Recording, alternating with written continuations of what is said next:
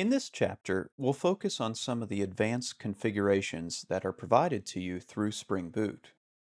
These configurations are designed to provide us with flexibility when we configure and build our applications. One of the things we'll see is how we can use random configuration values within our configuration files. And this can be useful when testing or when working with something like a REST API to develop a key. We'll also see how to use profiles to conditionally select the configuration for our application. And this is a very important concept. In the past, you'd often see application logic built to make your application perform or behave a particular way for an environment.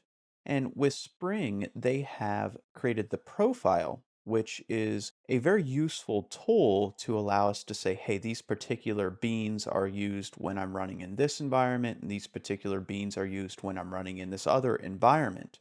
And that nice feature has been enhanced within Spring Boot, and we'll take a look at that. We'll also see a way that we can inject the properties from our configuration files.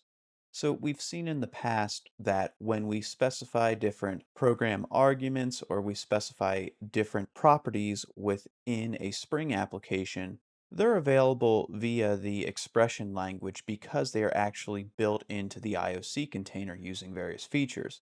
We'll just take a look at a flexible way to obtain those properties by injecting them into our beans. Finally, we'll take a look at how we can execute some code when Spring Boot starts up one of our applications. And this is a frequent requirement. You'll see that you'll need to do some pre-work before your application actually begins to execute. So we'll take a look at some interfaces within the Spring Boot library that help us out.